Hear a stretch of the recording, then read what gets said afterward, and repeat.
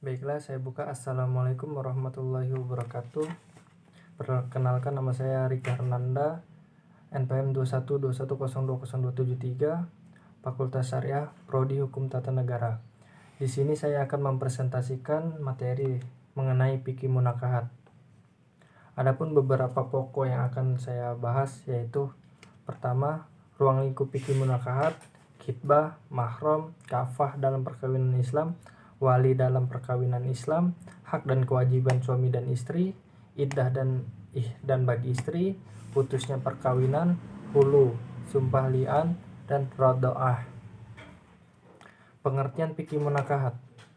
Fikih munakahat terdiri dari dua kata, yaitu fikih dan munakahat.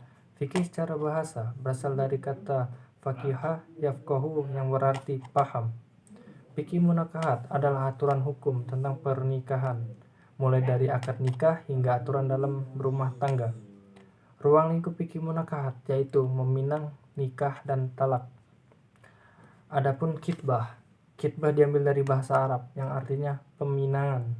Menurut etimologi, meminang atau melamar artinya meminta wanita untuk dijadikan istri bagi diri sendiri ataupun orang lain. Menurut terminologi, peminangan ialah kegiatan upaya ke arah terjadinya hubungan perjodohan antara seorang pria dengan seorang wanita, atau seorang laki-laki meminta kepada seorang perempuan untuk menjadi seorang istrinya, dengan cara yang umum berlaku di tengah masyarakat. Syarat-syarat khitbah dibagi menjadi dua, yaitu syarat mutasinah dan syarat lazimah. Adapun mahram. Kata mahram sendiri diambil dari kata bahasa Arab al-mahram yang memiliki makna yaitu semua orang yang dilarang atau haram untuk dinikahi selamanya karena sebab keturunan, persusuan, dan pernikahan dalam syariat Islam.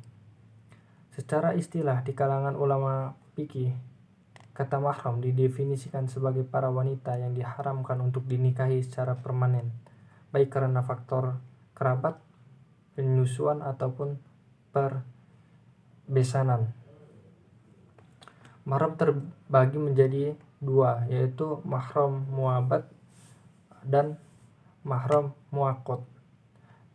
Mahram muabat sendiri artinya orang-orang yang diharamkan untuk dinikahi selamanya. Adapun mahram muaqqat artinya orang yang haram dinikahi untuk sementara waktu. Dan adapun mahar. Mahar secara bahasa artinya mas kawin.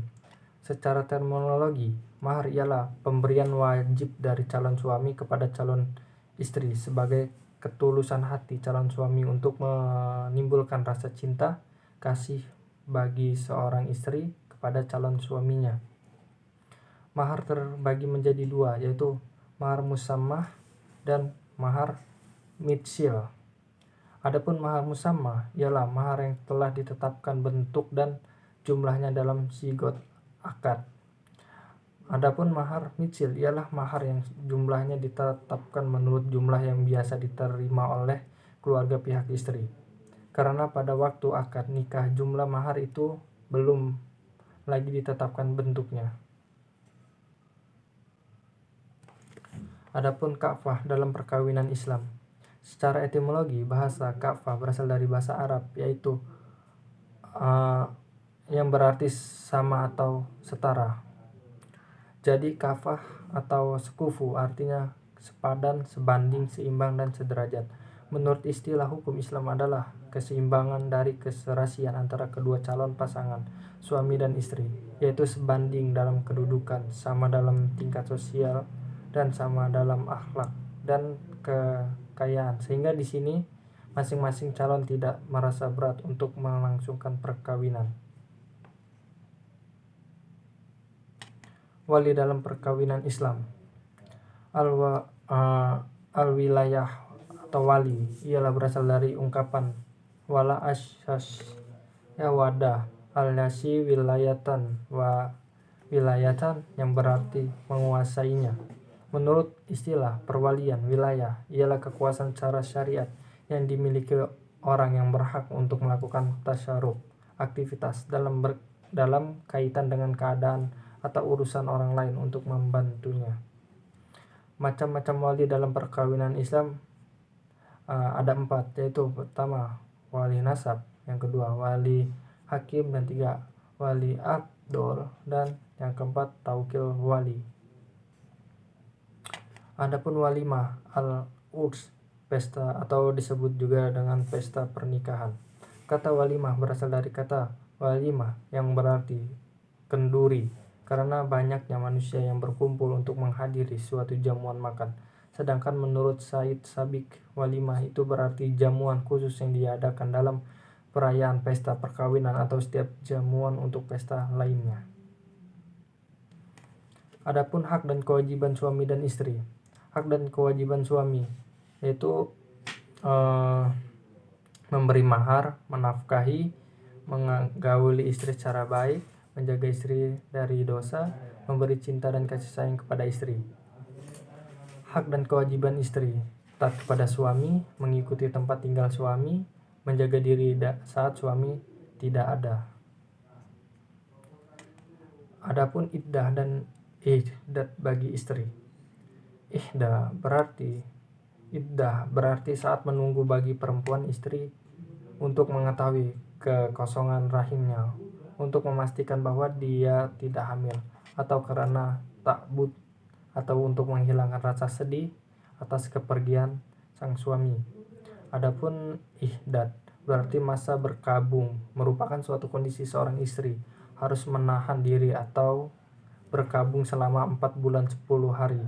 Selama masa itu, istri hendaknya menyatakan dukanya dengan tidak berhias, dengan tidak memakai parfum, tidak bercelak mata, dan tidak boleh keluar rumah.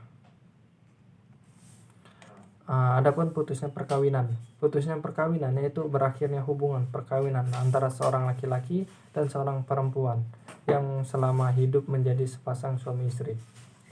Putusnya perkawinan dikarenakan faktor seperti yaitu kematian, perceraian, putus pengadilan. Adapun khulu. Khulu secara etimologi berarti melepaskan. Khulu adalah talak bersama, perceraian yang dilakukan karena kehendak istri untuk melepaskan ikatan perkawinan dengan memberikan tebusan seperti ganti rugi, harta atau biaya hidup yang dipinta dan harus dipenuhi oleh pemilik akad yaitu suami. Ketika khulu telah selesai dilaksanakan, maka suami dan istri tersebut tidak dapat rujuk kembali. Adapun sumpah li'an. Menurut bahasa, li'an berarti jauh dan laknat atau kutukan. Secara terminologi, li'an merupakan suatu ucapan sumpah yang dilakukan oleh seorang suami kepada istrinya dengan 5 kali, dan pada sumpah yang terakhir suami mengucapkan sumpah yang diikuti dengan laknat kepadanya jika dia dusta. Yang terakhir adanya roda'ah.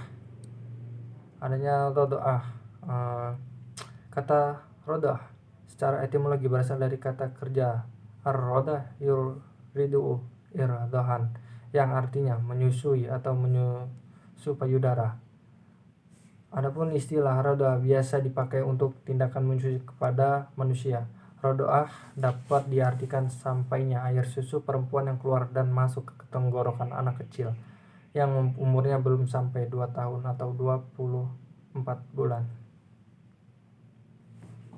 Baiklah, sekian presentasi dari saya. Kurang lebih saya minta maaf kepada Allah, saya mohon ampun.